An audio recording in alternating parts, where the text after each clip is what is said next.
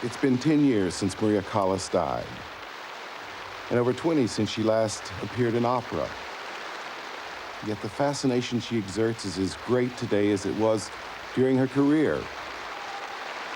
It's really like she's reaching out from the grave to grab hold of our imagination. She won't let go of it. Her records today are outselling those of other artists. There have been over 30 books written about her, which is a great deal more than famous figures such as Nijinsky or Laurence Olivier. And the question is, why? It's a difficult question, but it has to do, of course, with that enormous theatrical personality of hers as reflected by her voice. But it also has to do with another facet, because there was not only Callas the artist, but Maria the woman. And the story of Maria the woman is really just as fascinating. It's really one of the great tragic love stories of our time.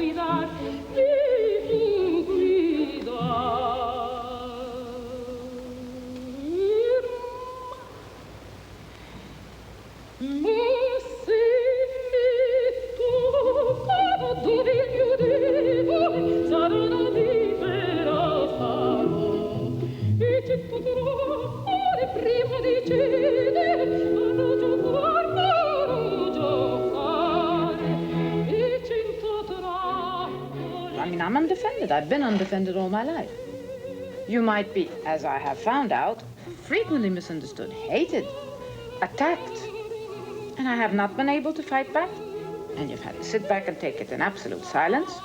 It hurts. You hate it because it is unjust. The world is full of injustice.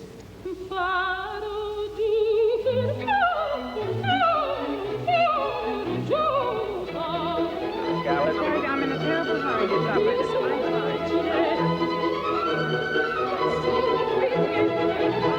Don't forget to play, do you mind? Don't forget the light around. Would you mind taking your chords out of my...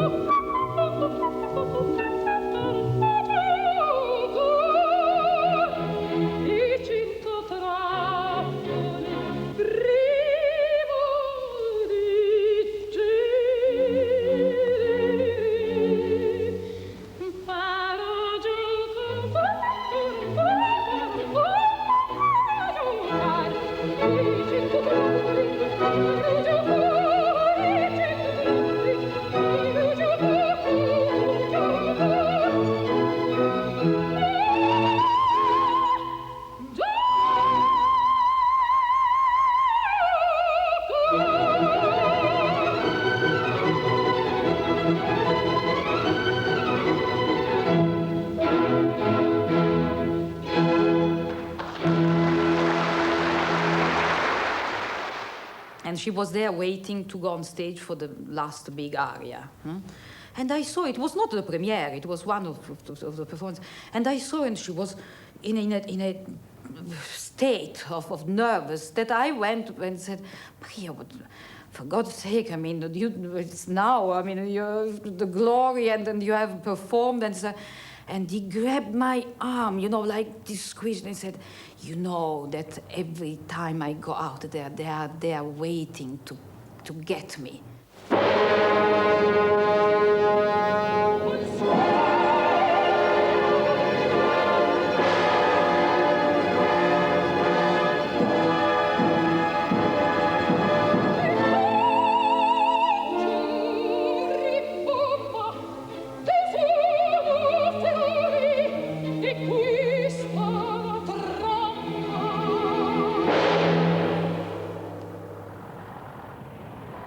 Maria was actually born in Manhattan on 2nd December 1923 in a hospital in Washington Heights on the Upper West Side, and christened Maria Cecilia Sophia Anna Kalogeropoulou.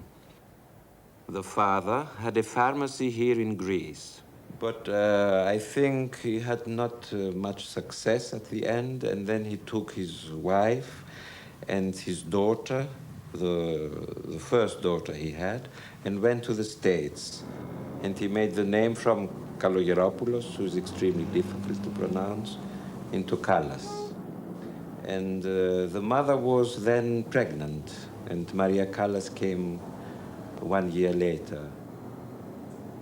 Because of increasing tensions at home, school, at public school number 189, was not especially happy, though her American upbringing was always a very strong influence. She played popular music constantly, and she'd sing along with whoever was singing. Frank Sinatra, Cole Porter. Hernando's Hideaway was the big, important song. I mean, she really liked that. And she liked Mexican songs. And she would harmonize to these rather sort of, heart-rending Mexican love songs.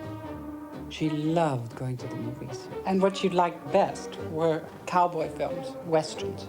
I think she just loved to get lost in the stories and the movies. And she talked out loud all the time while we went to, in the film, she'd say, oh my God, oh, look what's going to happen. All these comments out loud, and people behind would say, shh, shh. But when Maria was 13, her mother decided she had had enough of her father. They were later divorced, and in 1937 removed both daughters back to Athens. There, they lived in some poverty at number 61 Patission Street. With the drop of her father, the effect on the already shy and introverted Maria was profound. For years, she wore baggy, drab clothes. And she says her mother always made these dark little dresses with white collars. That was her obsession. She said, oh, my mother's always making these little dresses with white collars. And when I met Maria's sister, Jackie, I said, how is it that you were always so beautifully dressed and so elegant, and your sister always looked not like a ragbag, but I mean, she was just very poorly put together. Well, Jackie said that, a lot of the clothes were made by their mother, but Maria didn't have the figure to wear them, and so she looked dumpy.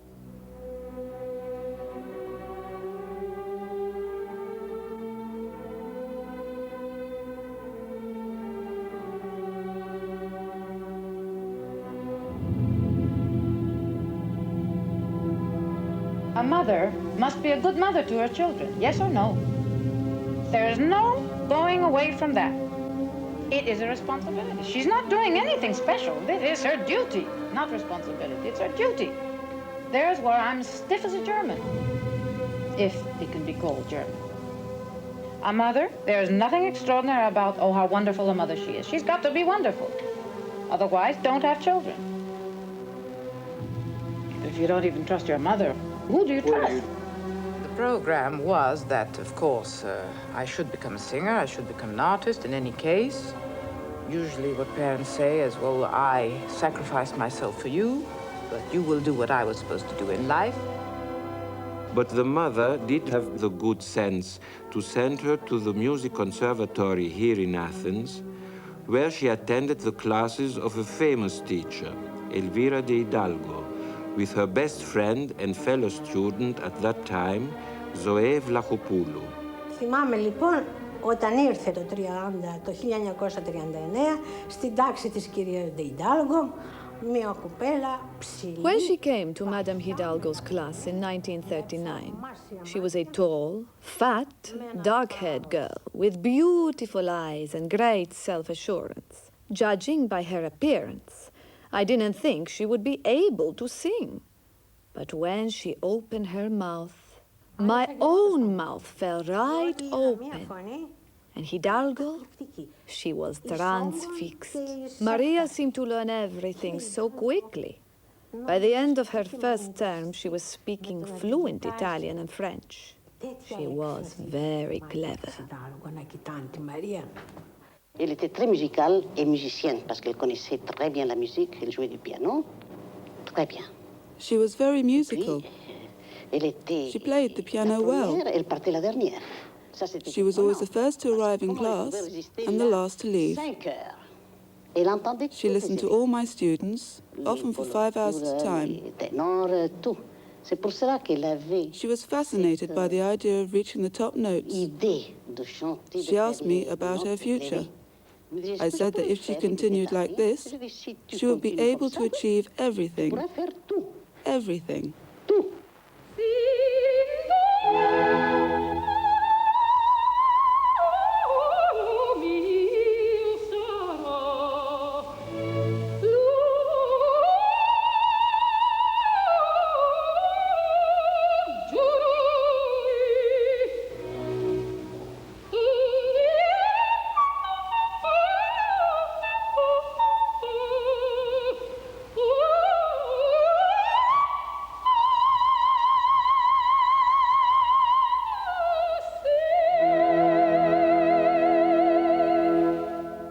After 6 months of training with De Hidalgo, I was immediately engaged, shall we say, by the then 6-month-old opera in Greece on an agreement that I would not sing anywhere else. And De Hidalgo had seen to that contract. So I would have a sum of money, and that would give me the possibility of studying patiently without having the necessity of going around to work, because it was during the war, you know.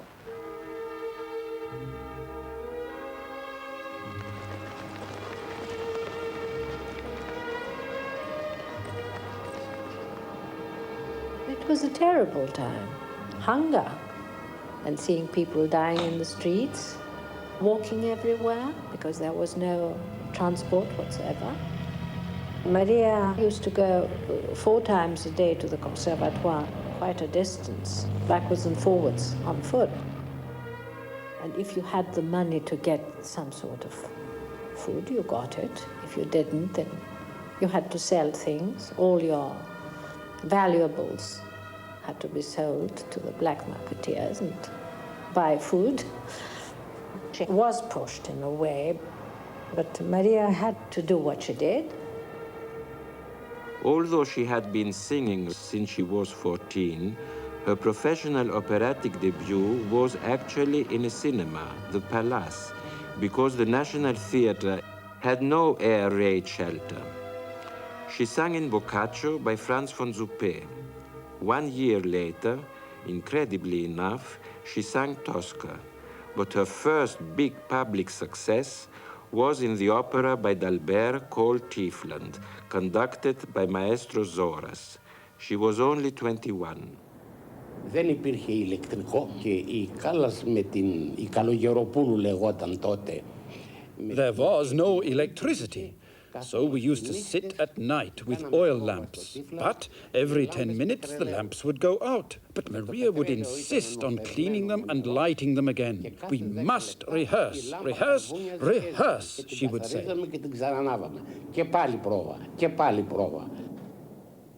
I think the secret was her willpower. Callas was born with all sorts of disadvantages. Maria was not born a beautiful woman. Maria was fat, obese, ungraceful. When you realize the type of body she started out with in life, which was like that of a pachyderm, her voice was not of the most beautiful quality. And still she made this instrument the most expressive, the most telling, the most true to the music that she interpreted of all of the singers of her day. We'd sit down at the table and we'd have something in front of us, and she'd say, "Oh, oh, Nadia, what is that? It looks absolutely delicious. Is that some Greek or Turkish specialty or whatever it was? I mean, Turkish, because we were in Turkey at the time. I'd say, well, I don't know, and she'd say, well, can I have a tiny taste? And so she'd pick a little out of your plate, and then she'd pick a little bit more, and then she'd pick out of the thing that was absolutely next to that. And finally, she'd eaten practically everything you had on your plate. And she tried everything out of everyone's plate. Drove me mad. She loved ice cream. The minute we'd finish a meal, she'd turn to the waiter and say, would you have any ice cream? And if the waiter said, yes, we have vanilla and chocolate, well, that wasn't good enough. She wanted all kinds of different flavors, and the more the merrier. So I went to one of these gatherings, and here came this extraordinary ballsy lady.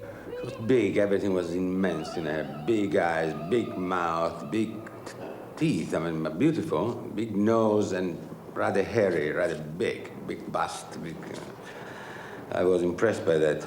Giant, she looked like a Statue of Liberty.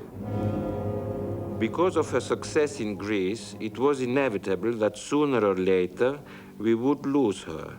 And in 1947, she was invited to Verona in Italy to sing in La Gioconda under the most influential opera conductor of his time, Tullio Serafin.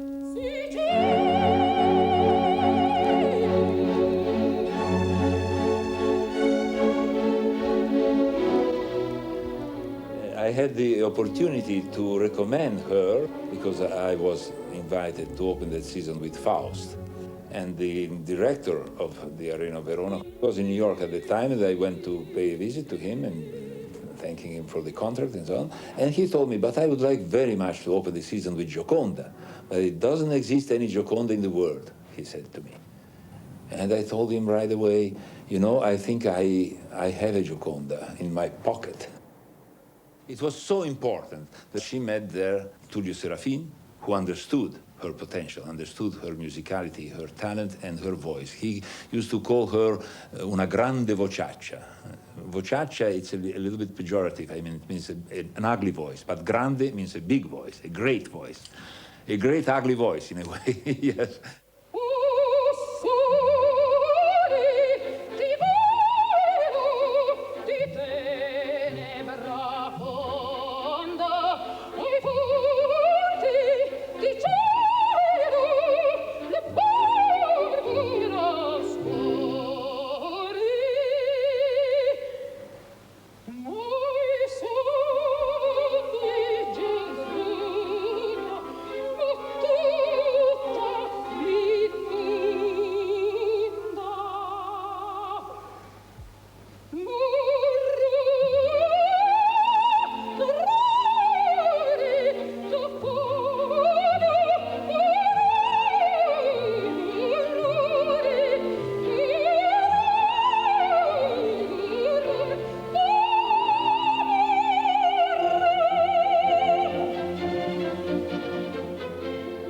The voice of Callas the artist was being transformed.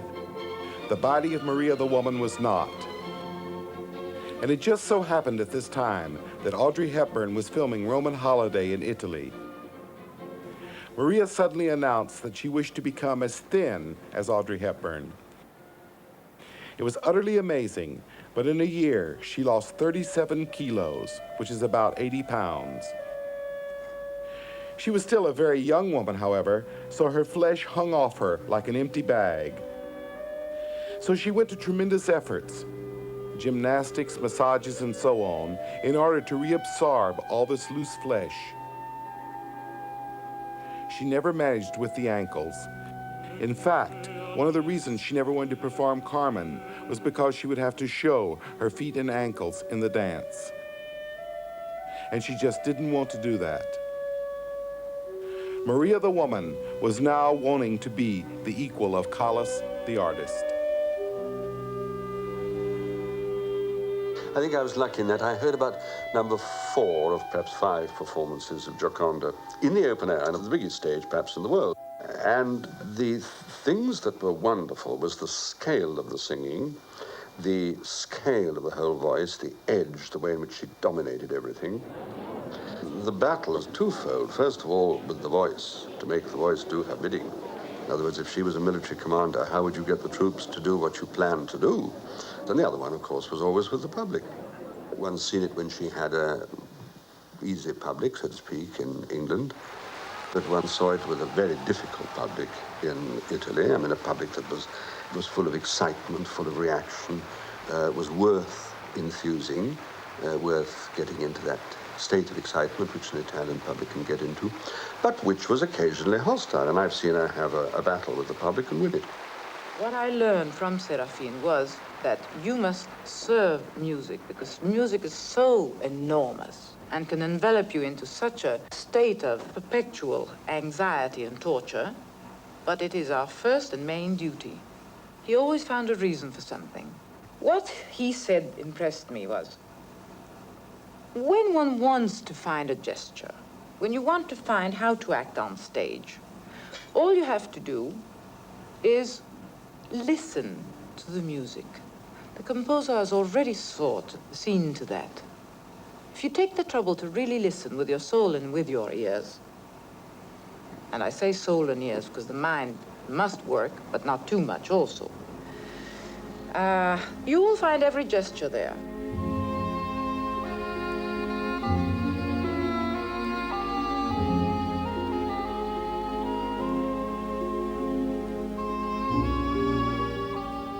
Immediately after my debut in Italy, no agent would give me a job because I was not loved that much.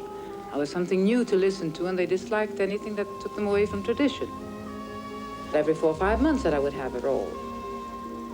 Many people that used to say, well, her high notes are beautiful, but her middle notes are not. And the other one say, oh, the middle notes are beautiful, but the top are no good. In other words, they wouldn't agree. What impressed me was they used to say that, well, she does know how to move on stage.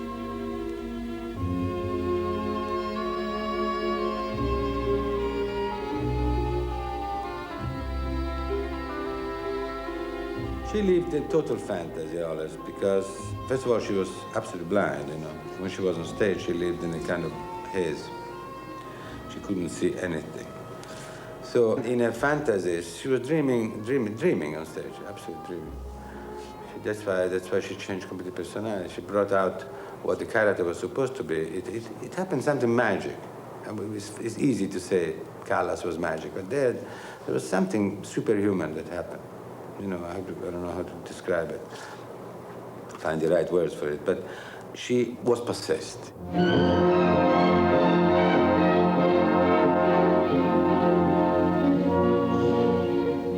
She literally changed the face of opera. It was a recurrent joke among us to divide the history of opera into eras, BC and AC, before and after Callas.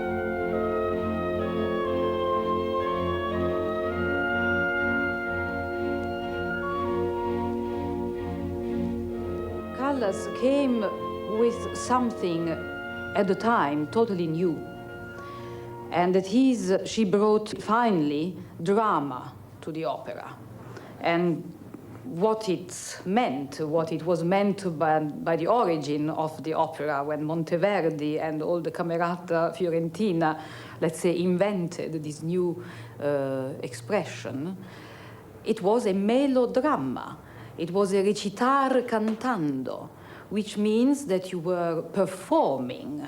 It was a singing actor. And then with the evolution of the singing, with the 19th century, the new composers all went into the bel canto, and little by little then lost in the performers the strength of the drama. It became some sort of beautiful sound exhibition. And it was a betrayal, as a matter of fact.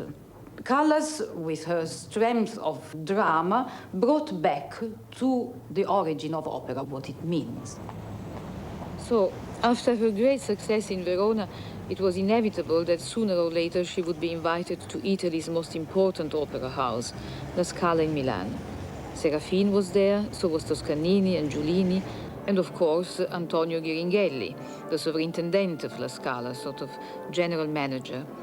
He was a rich businessman with a big personality who felt married to La Scala, I would say, and didn't take kindly to demanding prima donnas disrupting his marriage. He wanted Maria, but only on his terms. She demanded to be acknowledged as the star she was. Impasse.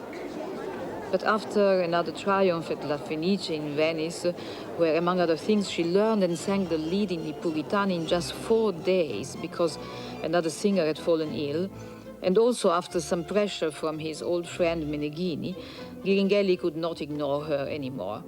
In December 1951, she made her debut in I Vesperi Siciliani. These were perhaps her greatest years. And here it was that she fell under the spell of the great director, Luchino Visconti.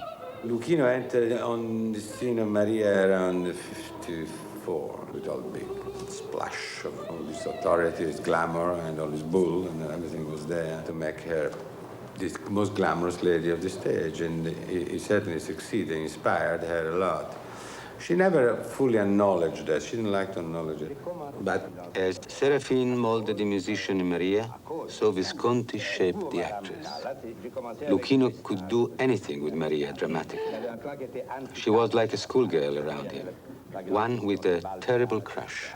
Où on tâchait de déranger le joyir de Maria. Un moment avant le joyir, le bruit. One evening, some people tried to disrupt Maria. There was an anti-Maria group in the top balcony. They started to make a terrible noise during the most difficult part of the aria. But, as usual, at the end of the first act, the fans threw flowers. But some sounded rather heavy as they landed on the stage. Were they plastic? Marble? No, they were vegetables, radishes, celery.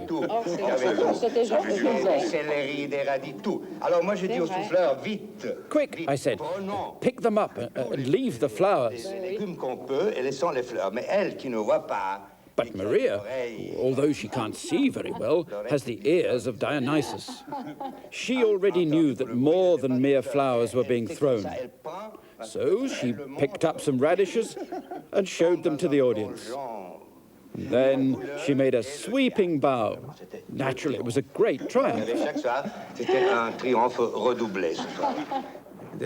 They were found kissing in her dressing room, passionately.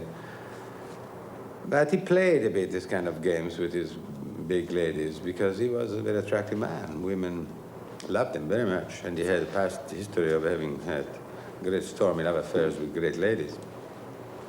So every now and then there was this situation in which he found himself deliberately, in order to conquer his women, he just had to give them once the full treatment. I was thoroughly spoiled by him before we even started working together, because he was the Grand Seigneur was treating the prima donna so lavishly, and I felt that. He made a point of pointing it out, and I enjoyed it thoroughly. I don't know whether I'm really always on that pedestal for him or for others, but Visconti made me discover how to act. He taught me something without his knowing it, that the less I move without evident reason or profound reason, the more it is my own personality.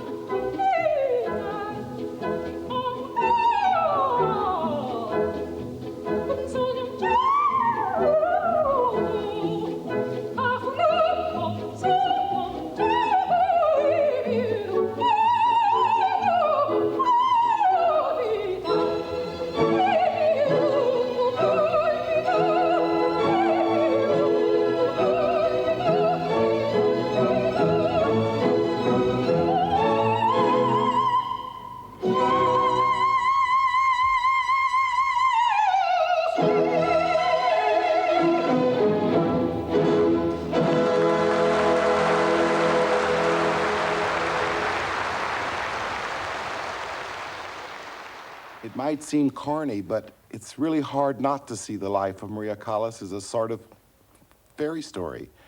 After all, she was the classic ugly duckling that became the swan. I mean, look how she began her life. It was with a voice that nobody really wanted or understood, and it was in a body that certainly no one wanted. And there were also tremendous psychological blocks she had to overcome from earliest childhood. A pushy mother whose love she wanted and never really had, and jealousy of a sister. These were all things which left a vivid imprint on her, and which she exercised throughout her life, primarily on the stage. And the fascinating thing is really the emergence of this artist, this swan, shall we say, and the great cost that Maria, the woman, paid for it.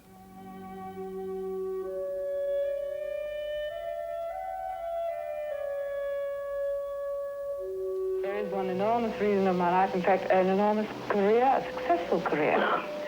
That is being a happy wife and having made a successor of my marriage. I'm very proud of it, and it's the main thing in the life of a woman, I feel. Giovanni Battista Meneghini, who was a middle-aged industrialist who, like her mother, saw in Maria a chance for a destiny of his own. They were soon married, and Meneghini's money provided the support and bought the time Maria needed to build her career. E Battista Meneghini era stato così intelligente.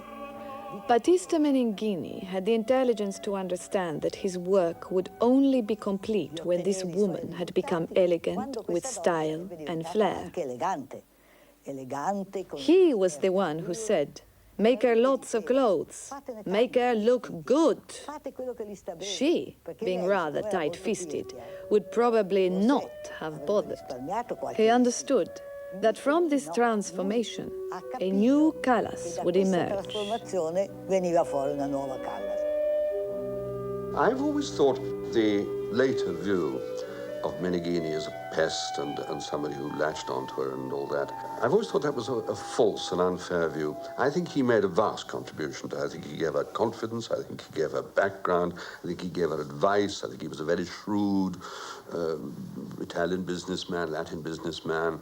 And I think that she needed that. And I don't know to what degree she was involved with him, but I think she was pretty involved. I think it was what you'd call a good relationship for several years. These are all the Maria Callas letters. Thousands. I have thousands of letters. Letters, documents of all kinds. Would you like to hear one? Let's see. At last I have got to my destination after a journey. And on the top it says, "My dear, adored one." Adorato. Adorato. These are love letters, letters overflowing with love, which contain love and very little else. The other things are only incidental. The main part of all these letters is love. It was when we left for Buenos Aires, and she was crying like a child, leaving Meneghini in Genoa. And I remember this. It was maybe the only one moment when I saw Maria Callas really moved, really sincere, really caring for somebody. She was crying and she was desperate leaving Meneghini, because Meneghini represented for her not only the husband, he was her father, her brother, the security that she found in life.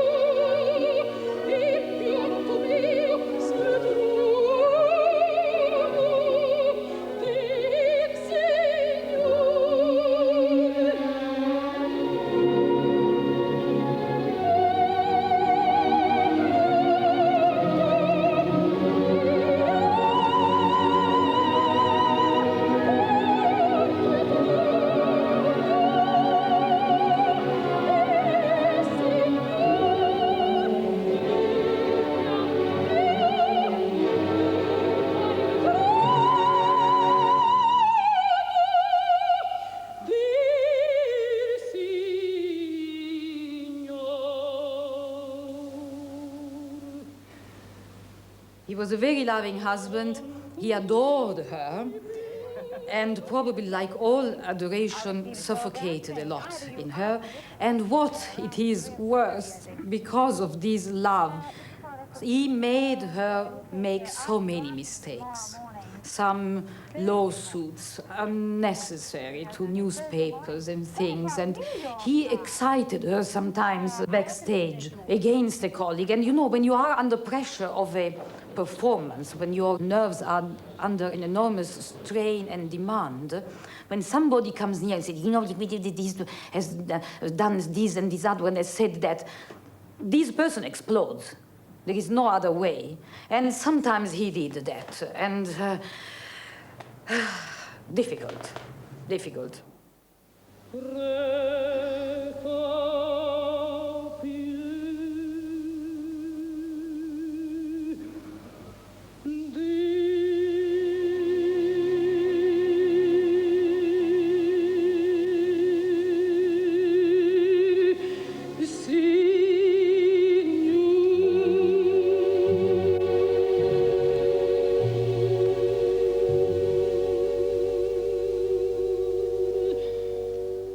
She became absolutely vituperative about singers whom she did not respect, who were late, who did not give, who did not try, and who were less professional than she was. It was very difficult to be as professional as she was, but I think people who were less so, she did not like.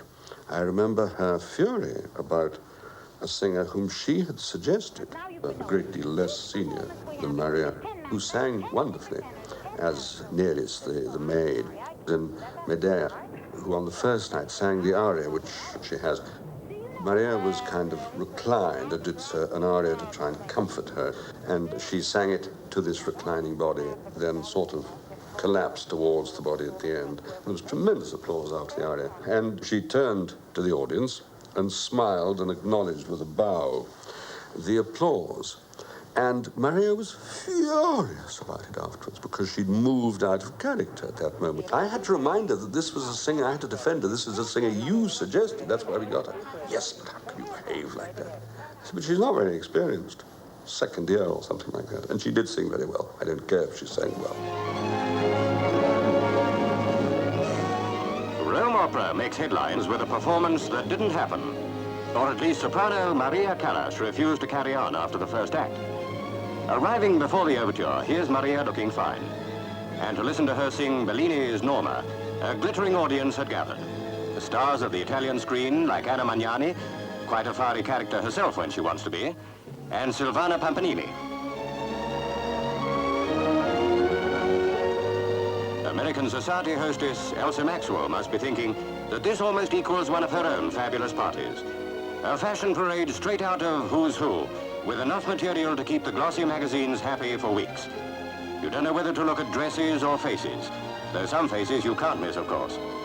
3,000 people, from artists to aristocrats, from dancers to diplomats. As brilliant a first-night audience as the Eternal City has ever seen. All here to listen to Maria Callas, soprano. To crown the occasion, the President of the Italian Republic himself, Signor Giovanni Gronchi. But even the President has to be content with one act only. Then Maria Callas says she doesn't feel well. So as not to disappoint you too, our cameraman dropped in on a rehearsal. Perhaps he had a premonition what would happen on the night.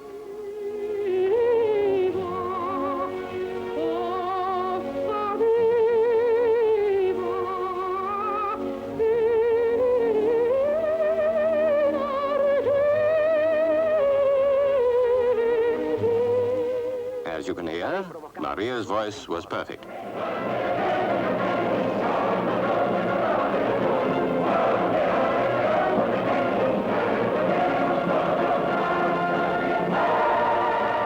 Maria has been known to walk out before, so if you want to be sure of hearing her, don't get all dressed up.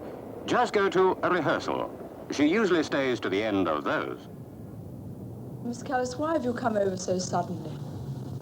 Well, I don't think I've come over suddenly at all. I came here for this concert, which will take place at the St. James Palace, and it's for the Mountbatten Trust. It isn't quite sudden. In which Didn't you're you singing expect me? Well, I don't think many people did. Why? You seem to have arrived very quietly this time. I usually try to arrive quietly. Well, you're singing with Sir Malcolm Sargent, aren't you? He's accompanying you on the piano. Yes, and with Yehudi Melody. So I assume that Sir Malcolm is one conductor with whom you're on very good terms. I am always on best terms with all conductors. I wouldn't like this to go ahead, miss. No. In fact, a lot of unfair things have been said about Maria. Her cancellation record was not as the world believed it to be at all. She cancelled relatively rarely. She was too much of a professional to be cancelling. But equally, it was this whole question with her of whether or not she actually felt the chemistry was right to enable her to give the standard of performance that she thought she ought to be giving, because she had no desire to shortchange the public, and she had no desire to shortchange herself. And she was always determined, when she got out on that stage, to give the public, stated crudely, value for money. She was going to say, here I am, and this is how I perform and how I sing. And if she felt she was going to be a notch or two below what she regarded as her high standards, then you could be in difficulties with her.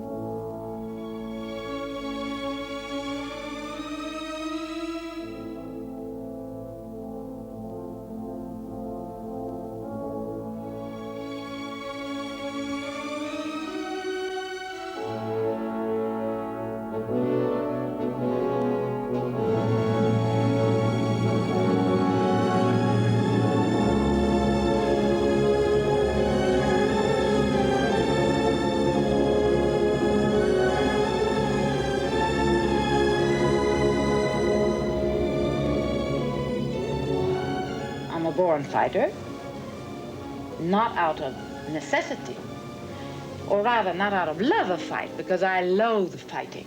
I'm sick to the stomach after it. But if I have to defend myself, I have that much pride to say, well, there's no way out. Go ahead and defend yourself. I thought I would become great, to be able to have freedom of movement, in other words, stability, happiness, to be able to perform better under the best circumstances, under the best mental frame of mind and all that. Well, it was a lie. It's not true. The more famous you become, the more difficult things are.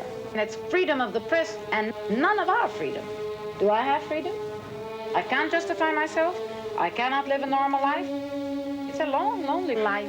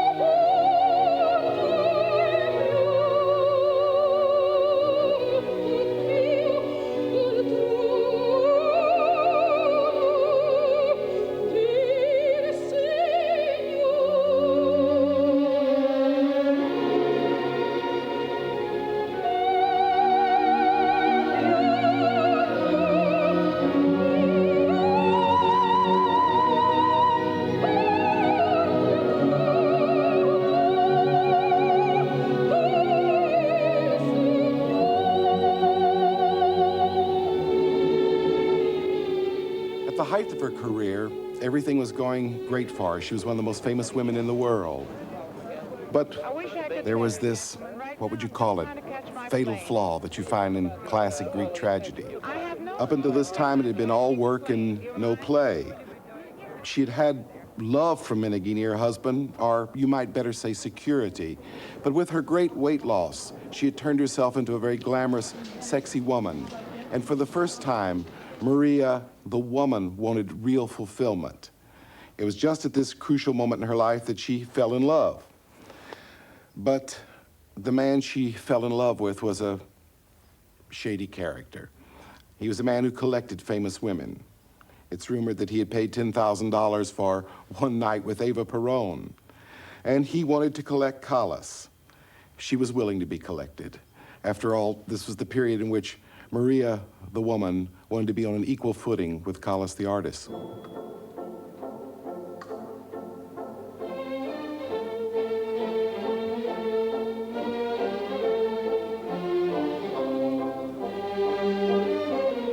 It's very easy that newspapers say, oh, that terrible Callas, I gained so much money in one evening. Oh, she is a capricious so.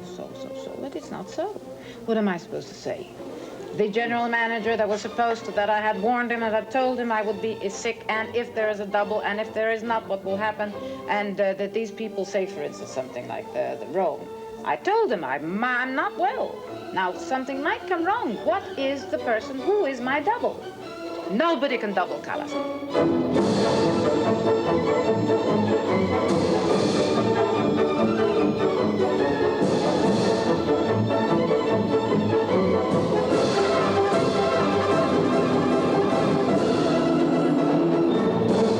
My work is alone. It is creation. So you have to be alone to do that. But on the other hand, when you work, it would be so nice to be able to come home and have a nice, honest shoulder to lean on. I hoped that of my husband. I was so wrong.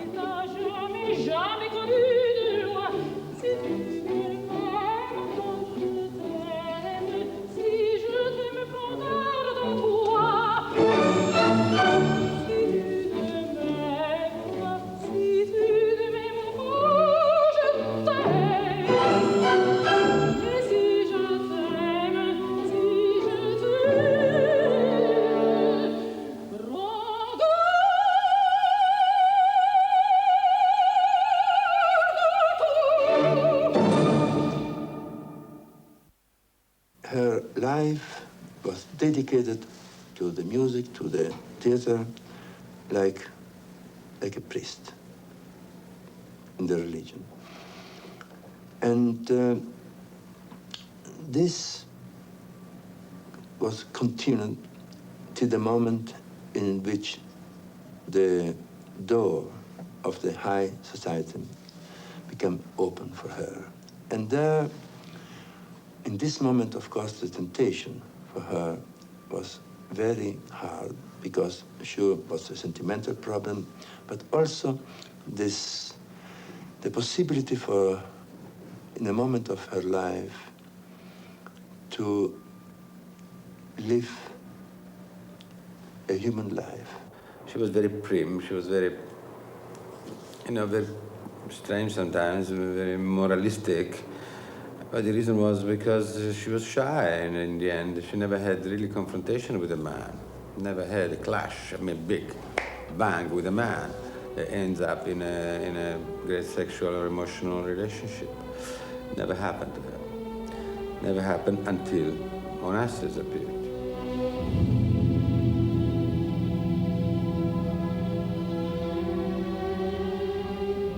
He was considered a very redoutable figure.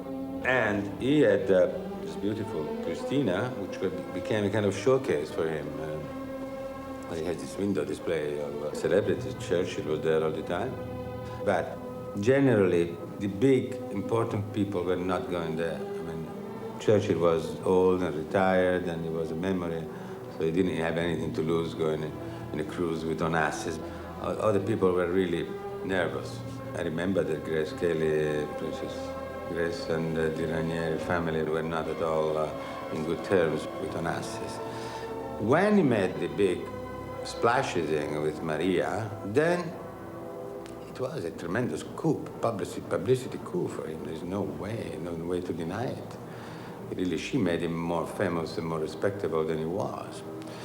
She gave him a lot of position. In fact, he ended up being accepted in Monte Carlo fully and all of that. I mean, he could live without that because he had enough money and enough power, but he wanted more. He wanted to be accepted. Stop for a minute, please, for us. Please stop. Tell us why you left Dallas. I'm sorry. I can't talk. When are you going to be going there? Do you mind clearing the way, gentlemen? Huh? When will you be going there, Miss Callas? Maybe this afternoon or the day, but you don't mind leaving me This walk. afternoon? Walk away.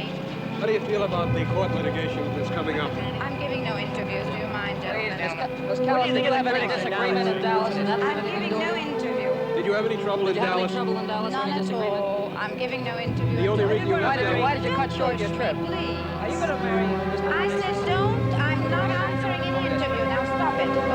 Miss Callas, does all this attention disturb you? Gentlemen, I'm giving no interview. Please. That's all. Did you have any argument at all in Dallas? Is that why you cut short your trip? Don't be in search of any scandal. Please stop it. Go. What do you expect to accomplish when you go to I Italy? said, will you please stop it? Miss Callas, you said you expect to sing, but you're not singing in Dallas. Can you tell us I said, please stop it. Look, gentlemen, very turns. Just want to talk with you. Let's move right along, please. Look, Mac. Take it easy, Mac. Yeah. Why not? When you're nice, I smile. We try to be nice. When you push me around, I don't like it. Well, we don't mean to push you around. I wish you'd stand still so you wouldn't have to. But I have to walk around. Look, it's much harder for my cameraman than it is for you. Why do you make it suffer? This trip in Italy will end this romantic squabble that everyone's been predicting. This is no romantic squabble. It's a separation, that's all. Have you talked to Mr. Onassis? I talked to all my friends. I am answering no more questions. That's all, gentlemen.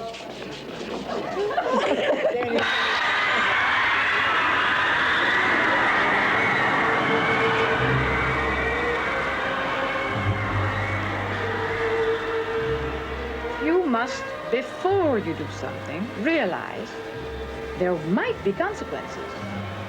If you're honest, it's a big price to pay for it. You're going to really pay and pay and pay.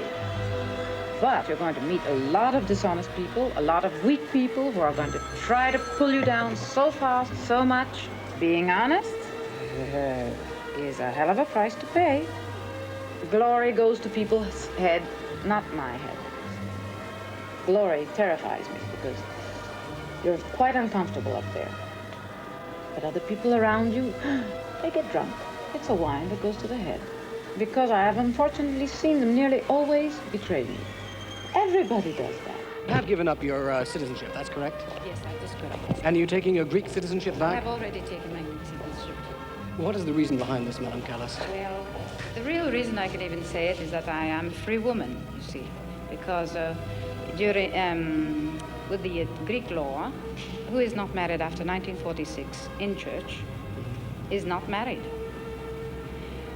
So you understand? I understand completely. And now, do you have any intention to marry Mr. Onassis? Oh, those are not questions to... No, right now I'm a free woman. I'm very happy to be so. That is why I had to give up this American citizenship, unfortunately. You understand. She didn't want to talk to people. She hated journalists, photographers. I remember in 1952 when after Mexico, she was my guest in my villa in Ravenna, in the Adriatic coast, and the villa was surrounded by journalists photographers from Life magazine from New York. She didn't want to give an interview. I thought she was faking. So I thought she should be flattered that they come from America to take her picture for Life magazine. In those years, it was the most important magazine. No, she would not see him. She hated to give interviews. She wanted privacy, and she needed it.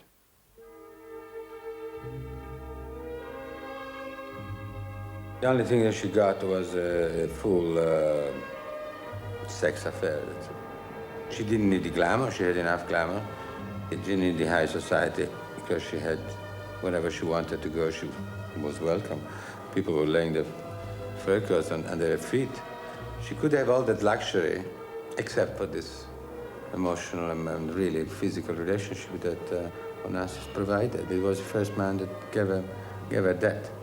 She told me, it's absolutely, I'm at his mercy because it's like a virgin who's suddenly, she goes through that incredible planet of revelations of physical life. But she wanted to work. There's no profession, perhaps, like music or singing, where you really have to work every day, 12 hours a day. A singer has to practice. So it becomes a mental habit that you have to work. So she got bored with all this cafe society nonsense, and she began to think back of singing again.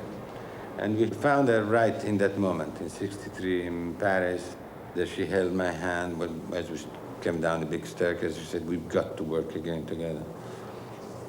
So finally, with David, not only one thing, but a double bill. The idea was Tosca in Covent Garden, Norma in Paris, and switched them.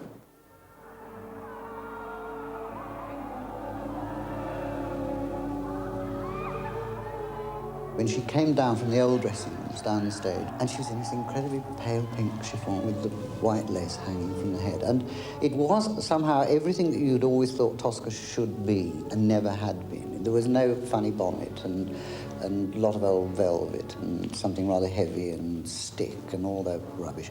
And she was absolutely vulnerable. And my heart leapt. It sounds silly, but it did. I just went, this is it.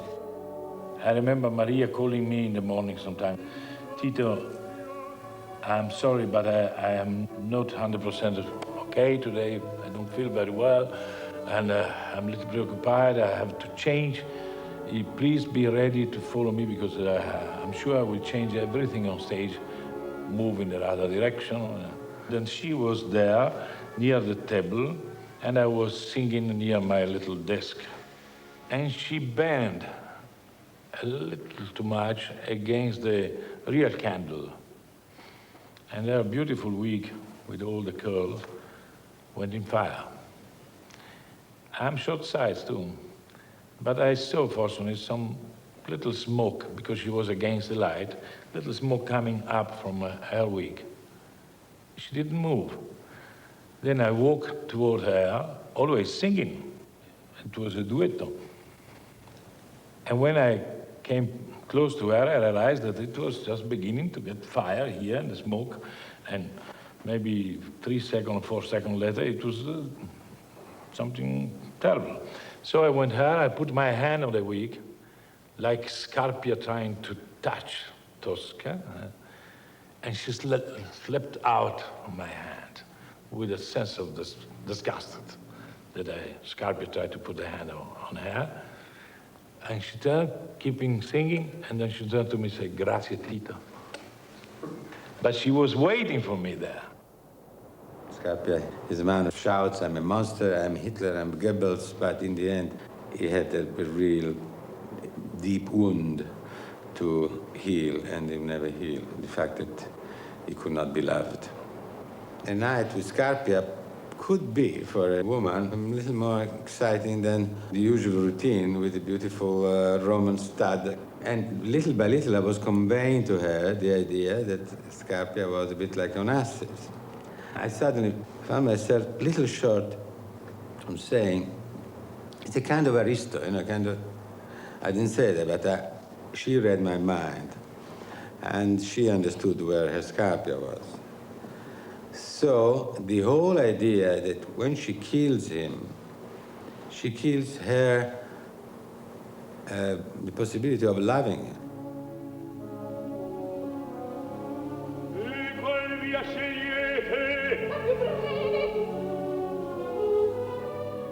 It's all going to be very sexy and all of that. And she prepares herself for this outrageous but very attractive experience. And while she drinks a glass of water to comfort her, she sees the blade sparkling, the blade of the knife on the table. She remains absolutely transfixed, looking at this blade for what seemed to be a century. And when he arrives to kiss her, she grabs the blade and the knife and kills him with one stroke, right at the heart. That was the leading idea of her hysterical, eruption of killing. I have to kill this man. Onassis.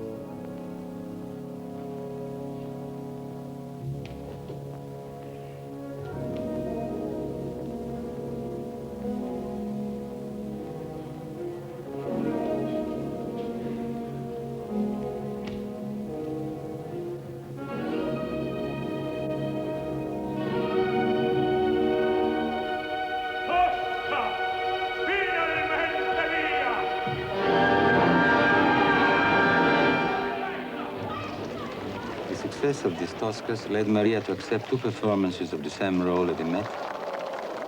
She returned to New York in triumph and was met at Kennedy Airport by cheering and adoring fans. The lines for standing room tickets formed 4 days before they went on sale. Over 1,000 people slept outside the Met box office. Only for her would I do this. Nobody else. What's so great about her? She's the only star in opera today who has, real glamour. She's a real star in every sense of the word. She's a great actress. She's a great singer. She's a fabulous personality, I think it's a shame that she hasn't been here. And now that she has agreed to come back, I think to miss her would be really a crime. This woman is undoubtedly the greatest singer of this century. The problem Callas faced during her years with Onassis was a loss of identity, which was tantamount to a loss of her voice. Although Maria the woman was blooming, Callas the artist was really fighting for her life. And gradually this wonderful machinery she had built up to produce what she did was coming apart. On top of this, so many old nightmares returned to plague her. In particular, her greatly unjustified reputation for cancellations, like the infamous Rome walkout, or her being fired from the Metropolitan Opera.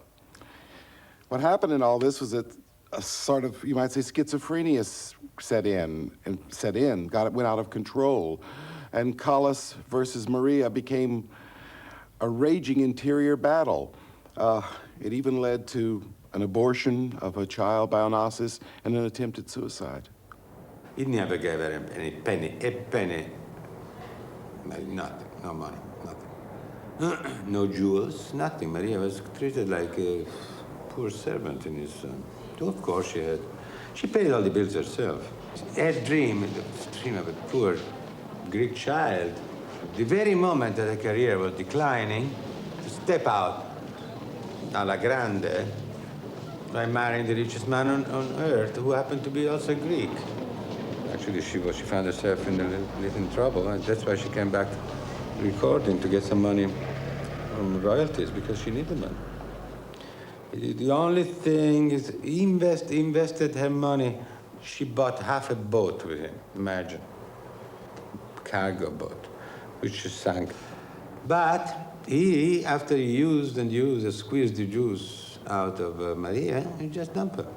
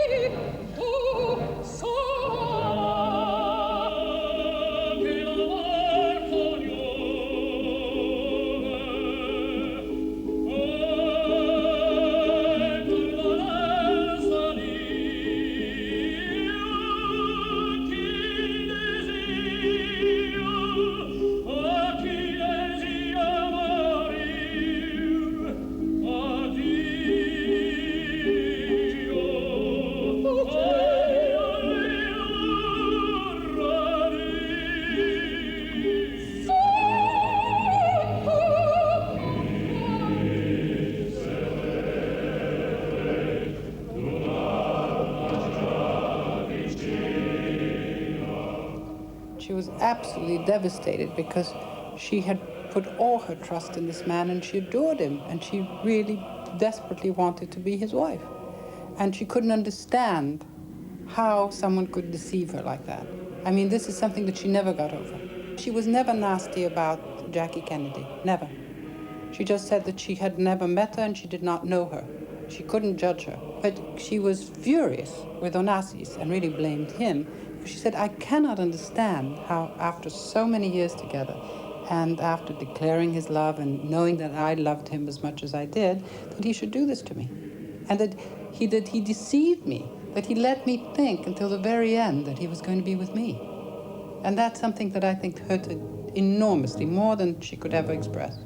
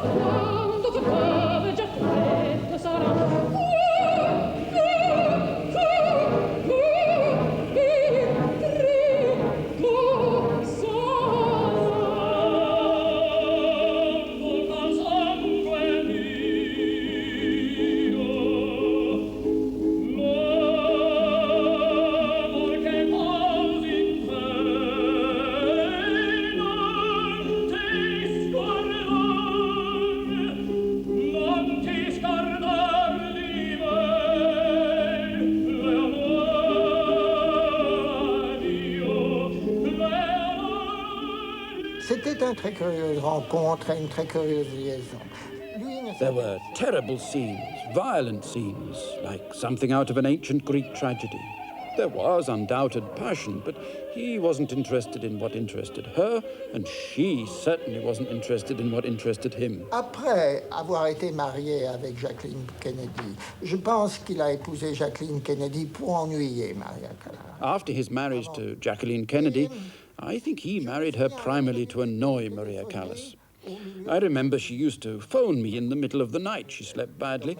And once she said, what am I going to do? He is there again, outside the door. Il est encore là, devant la porte. C'est Onassis.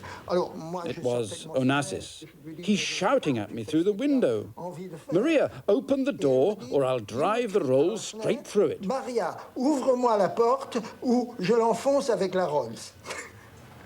Lei è stata veramente colpita e credo che la sua morte è nata quel giorno, capito? Poi a poco a poco. She was letting herself die little by little. You see, even when he was on his honeymoon in London, Onassis would call her on the phone every morning. So she began hoping again. When he got ill, for example, it was she who went to visit him in the hospital. So as long as she was hoping to get him back, she had a reason to go on living. La vita l'ha tenuta su. She used to sit on that stool in that beautiful grey outfit, looking incredibly composed, those beautiful black suede shoes and a lovely handbag, and she was the woman who really had everything. And I mean, one was suddenly aware that there was a kind of an awful sadness about her, that there was something not right. You know, she was doing it all and she was behaving impeccably and she was sitting there, but there was, I don't know, there was something terribly wrong somewhere. And I think that unlike some singers I know who escape into a character, she used to work herself into the character. She used to work it all out and then become that. But I don't think that she was ever lucky enough, the way I know lots of people who can actually become a character like that and totally forget themselves. And I'm not sure that she was ever able to forget that sadness somewhere.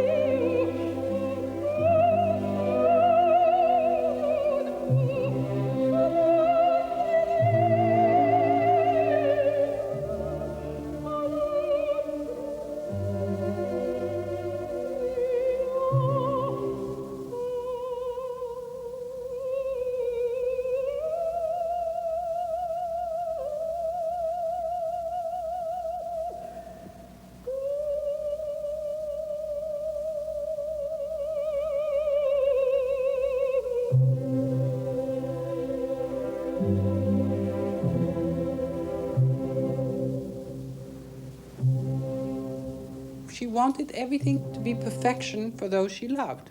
And she was that way about all her woman friends or her girlfriends, or particularly the younger ones. You know, she was always very worried about their love life and what was going to happen. And the telephone conversations when she called me from Paris, it was always, first of all, are you asleep? Well, of course I always was. It was 3 o'clock in the morning or 2. The second question was, how was Mr. X, who was in my life at the time? And the third mention was, I think you ought to get rid of him. I don't like him at all. I mean, you know, he's no good. Get somebody else. Perché cerchi di passare attraverso il fuoco? Non potrei farlo! È inutile tentare!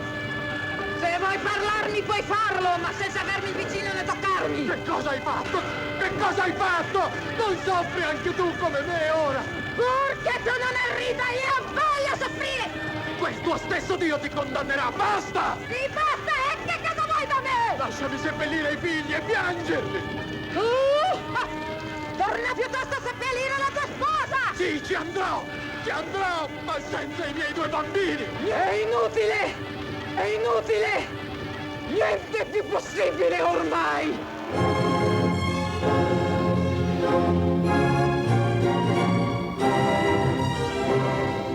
After her break with Onassis, Callas desperately needed an identity, as much as Maria the woman needed an identity. But she was afraid.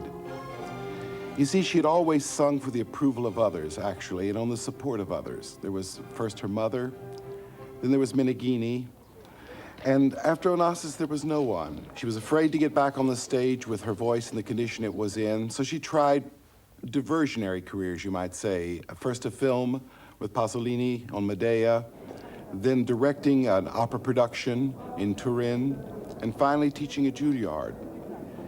None of these really gave her any real satisfaction or this much-needed identity.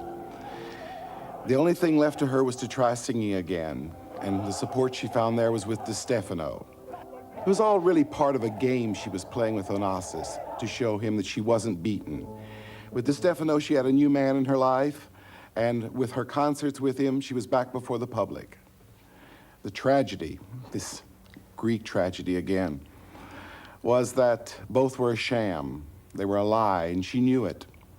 And it was ultimately this lie that really destroyed her. Well, throughout my whole life, I always thought I should never sing because I was never good and all that. I'm the first terrible critic of myself. But I've really never said I will not be singing again. I said that to myself 10,000 times. But I really never officially declared that I would not sing anymore. I had created some bad habits. As a matter of fact, I think that on the whole I have improved. I had acquired a sort of a, as they called it, a wobble on the high notes, which is a pulsation, and I managed to improve that. Now, during the concerts, I will improve even more the whole status of the voice, because there's nothing like the stage that can make you work properly. I can understand why emotionally she needed the tour. She had not sung since 1965. Her last performance was at Covent Garden as Tosca. And she longed to feel that she was still loved, that she was still respected. And Giuseppe Di Stefano needed also that tour, I believe, and it was not really, it would never have happened without him, because she simply did not have the confidence to do it on her own. It was an artistic disaster, and nobody can claim otherwise. The first concert that was meant to be given at the festival hall was cancelled. Well, you're implying that she was frightened, and that Mr. Yes, Di of course she was frightened. Persuaded her almost against her will. On the this question is of the artistic value of the tour, let me quote one English critic who described Callas's voice as a strained horse shadow of her former voice. His reaction was to, well, he's a member of the public. He's a member of the public. She never was so beautiful. The public was enthusiastic. But what was she her made voice a lot like? of money when she still didn't have the boat. The ship, you know, the cargo, making money. Did you see her she was happy, face? but I didn't do all this. Did you see her face during that interview when she was trying to prove that she was improving? Her face was in such pain because she knew. Did you not think that she was in distress during the tour, that she was unhappy with her musical performance? So that's really the essence of it, isn't it? What is the tragedy? Was she happy to be back? That's the point, isn't it? Of course she was happy. So I have all Mr. these Rihanna, letters I here. got letters. This letter is the most beautiful thing because she's what better after having everything in opera and in the social life to be back to singing. And I said, last night I could not sleep. Wait a minute. I could not sleep. And he said, finally I had the courage to listen to the tape of last night. Boy, what a progress. I'm so happy. I don't read the criticisms because, you see, I know exactly what I do before anybody tells me. So I don't want to read them and this way disturb my peace of mind and my nerves. So I feel that if I don't read criticisms, it's better. Naturally, the voice is not what it used to be 20 years ago. Nobody pretends that. It's natural. The audience knows that. I know it. They can't just applaud the legend if you don't give them something to... And after all, what is the legend? The public made me. What is a legend? I think I'm a very human being. If I wasn't human, I probably would have sung better. She did see herself as Maria, and there was this other being that was Callas. And she talked about Callas as La Callas. She spoke of this other part of herself. And there was Maria, who was a very charming, sometimes difficult, sometimes infuriating, sometimes coy, lovable, wonderful friend. And then there was Callas, who was the woman who was on stage, who was the artist. And I remember, for instance, her listening to records, her own voice, when we were in Greece on an island, and she, at the end of the record, she looked very sad, very pensive, and she said, Callas will never sing that way again. À la fin de sa vie, elle se renfermait de plus en plus sur elle-même. At the end of her life, she became more and more of a recluse. Many of her friends deserted her, and those who did not kept their distance. It also became increasingly difficult to see her. You'd have to phone 5 times before you got through. Her maid would say, Madame is in the bath, or Madame is at the hairdresser's, or Madame is having a manicure. And even when you got her at the 5th attempt, it would then prove difficult to find a time that suited both of us. So eventually, I'm afraid one just didn't bother. And I know one evening I had to leave her after about an hour, so I was going to hear something of the Paris Opera. But Maria said, you can't go. So I said, look, I'm terribly sorry, but I promise one or two that I will go. Well, who's singing? So I told her, she said, well, I'm going to waste your time going to listen to those. And who's conducting? Oh, well, I mean, that's even more of a waste of time. And she was determined to try and prevent me from getting out of the flat. And she wanted me to stay and talk and have supper with her, and I mean, just talk to her. And you see, this loneliness was really quite terrifying. Maria Callas, through her life, showed that you can be the most successful person in your field. But still, the most important thing is love, passion. So every woman who is a passionate woman feels sympathy for this from Maria Callas, because they realized that all this success means very little. The most important thing is love. After such immense success, she was crying. She said, I was horrible, I was no good.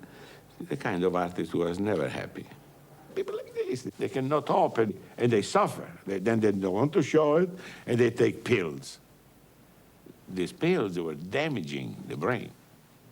She was taking 3 pills, then later she forgot she took 3 pills, and she took another 3. She was falling on the floor like a... She didn't want to fight anymore. She was going to taking these sleeping pills and waiting for death.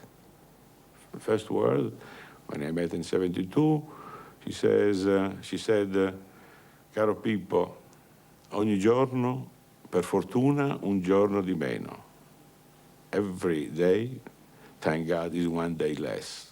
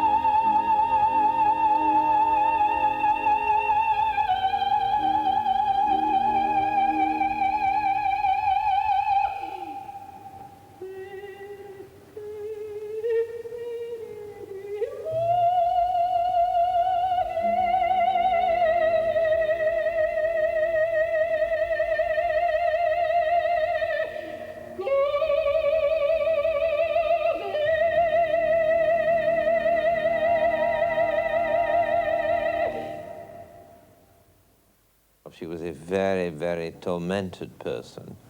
I mean, she was never, ever relaxed. One day she told me that what made her probably a great actress she was trying to keep an equilibrium between half of the brain completely lucid and half of the brain completely gone.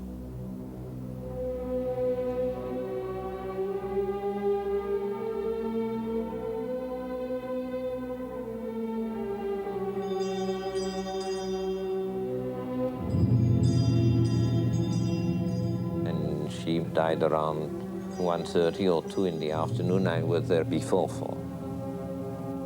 She was already on a deathbed. Very, very beautiful. Part of the face was slightly blue, which by medical advice is normal in such a heart condition failure. I had arranged her in such a beautiful way, dressed her in very, very simple way, and she has a wonderful tress on the side, and she was so beautiful and so magical that I understand the miss there again. Really began to cry like a child. Seldom I cried that much. I couldn't stop. There was so much also regret, because I realized that we had abandoned her. Perhaps if we had devoted really more time as friends, instead of taking for granted that she should resolve her problems by herself, I realized that we have been unfair. Perhaps we have been more close to this woman, give her a sense of life around her, she wouldn't have died. That was my deep, deep regret. Felt very guilty.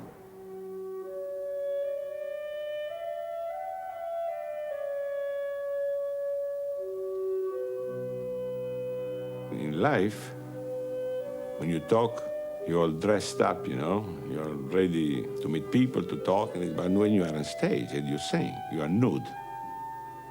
You have to open your soul, your people, through your singing, get to know how you are made. When you are born for something, you don't worry about it. You even start to hate it. That's why some artists cannot last forever, because they get bored. I mean, every night you have to repeat the same thing, and you want to live, you want to enjoy life, you want to know. And a woman like Callas, she was born, she was more, as I said before, a woman with a voice. It was not a voice with a woman. So her life was love, success as a woman. This was the fight that she lost.